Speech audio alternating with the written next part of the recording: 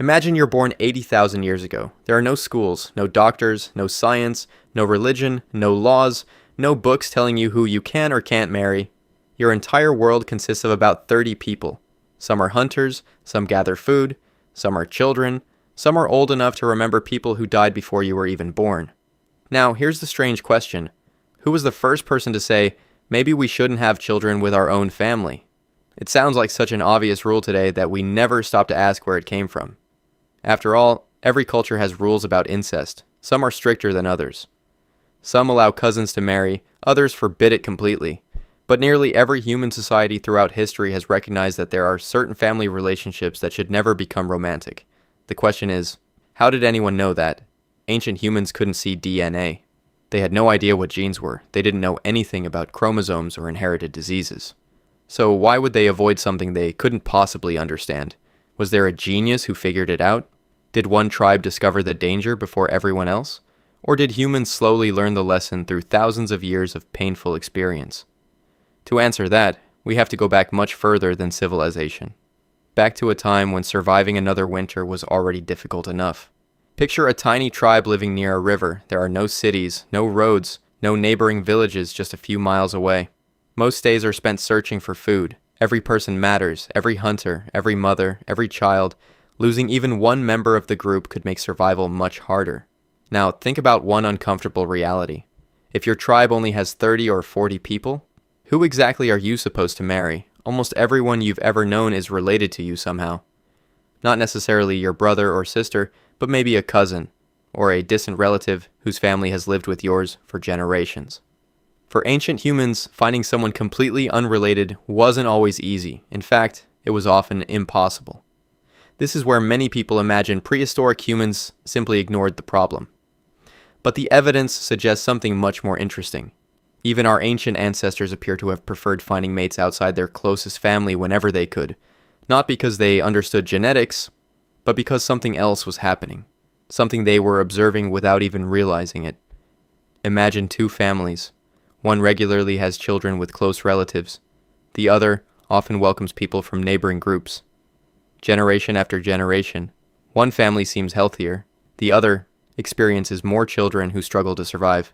No one knows why. But humans are incredibly good at spotting patterns, even without science, even without writing, even without understanding the hidden reason. Long before anyone knew what DNA was, ancient humans may have started noticing something was different, and that simple observation may have changed human history forever. If ancient humans didn't understand genetics, then how could they possibly figure out that having children with close family members was risky? The answer is surprisingly simple. They didn't need to know why.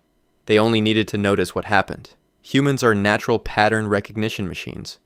Thousands of years before anyone invented science, people already knew that planting seeds produced plants.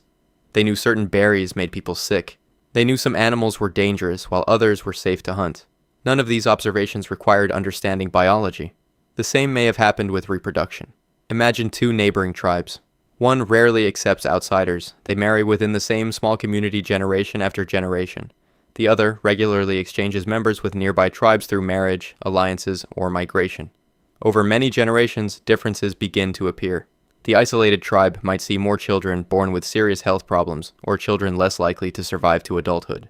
The neighboring tribe, by bringing in new family lines, often has healthier offspring on average. No one understands chromosomes, no one knows about recessive genes, but they notice the outcome. And once humans notice a pattern, they rarely ignore it. Today, we know why this happens. Every person carries a few rare genetic changes that usually don't cause any problems because the matching copy of the gene is healthy. But close relatives are much more likely to carry the same rare changes inherited from shared ancestors. When two close relatives have a child, the chance of inheriting two copies of a harmful variant becomes higher, increasing the risk of certain inherited disorders. Ancient humans had no way of explaining that, but they didn't have to. Think about fire. The first person who touched a flame didn't understand heat transfer, yet everyone quickly learned, don't touch the fire. The explanation came much later. The rule came first. The same idea may have applied to reproduction. If a tribe repeatedly saw better outcomes when people formed relationships outside their closest family, that behavior would naturally become more common over time. But there was another advantage that may have been even more important. Imagine your tribe has only 30 people. Food is becoming scarce. Another tribe lives beyond the hills. At first, they're strangers, maybe even enemies. Then one day, a young woman from your tribe joins theirs through marriage. Or someone from their tribe joins yours. Suddenly, those strangers become relatives, and relatives are much less likely to attack each other.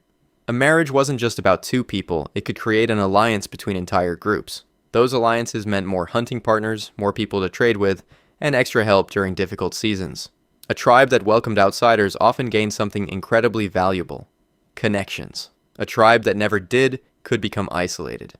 Over thousands of years, groups that formed wider social networks may have had important advantages. So avoiding close relatives wasn't just about healthier children.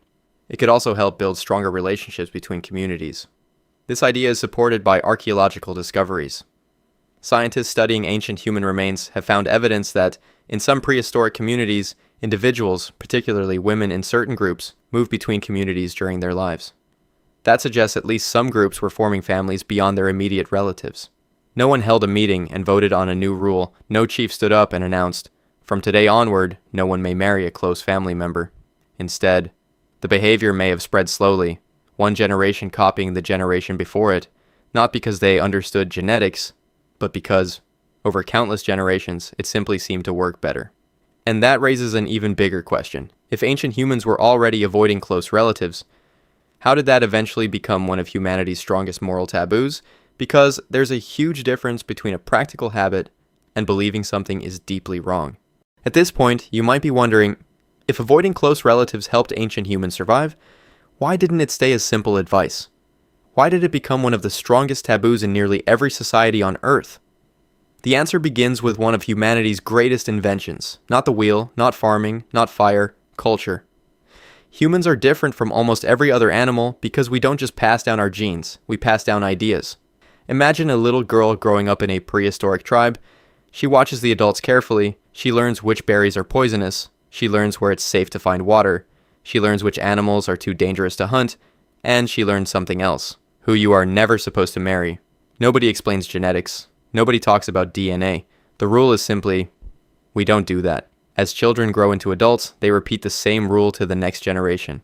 After enough generations, people no longer remember why the rule exists. They only know it has always existed. This happens all the time in human history. Think about traditions your own family follows. Maybe your grandparents always cooked a certain meal on a special day. Maybe they avoided doing something they believed brought bad luck. Ask where the tradition started, and often nobody knows. The reason disappeared centuries ago, only the tradition survived. Anthropologists believe something similar happened with many ancient social rules. A practical behavior slowly transformed into a moral one. Instead of saying, children seem healthier this way, people eventually began saying, this is simply wrong. That change was incredibly powerful, because once a rule becomes moral instead of practical, people obey it even when they don't understand it.